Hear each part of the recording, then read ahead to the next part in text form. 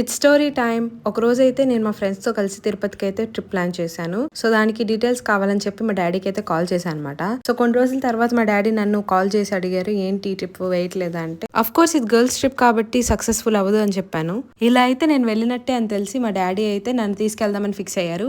So friends trip కాస్త అది family trip అయింది. అప్పుడిప్పుడు రామేశ్వరం కూడా వెళ్దామా అని అడిగాను. సో మా డాడీ అది బ్రెయిన్ లో పెట్టుకొని నన్ను అయితే తిరుపతి ఇంకా రామేశ్వరం తీసుకెళ్ళడానికి అయితే ఫిక్స్ అయిపోయారు. సో అన్నిటికీ మా డాడీ అయితే టికెట్స్ బుక్ చేశారు. సో ఫస్ట్ ట్రైన్ వచ్చేసి వైజాగ్ లో ఉంది. సో మా ఊరు నుంచి వైజాగ్ అయితే వెళ్ళాలి.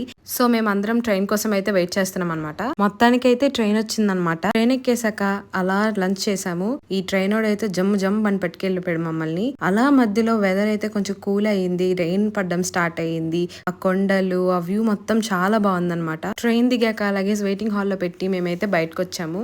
ఈ వెదర్ లో రోడ్ సైడ్ అలా వాకింగ్ చేస్తుంటే భలే అనిపించింది. ట్రైన్ ఎక్కడానికి అయితే మళ్ళీ స్టేషన్ కి వచ్చేసాను అనమాట. సో మా డాడీ నా కోసం ఇంత కష్టపడి ట్రిప్ ప్లాన్ చేసినందుకు మా డాడీకి ఒక పాట అయితే డెడికేట్ చేస్తున్నాను.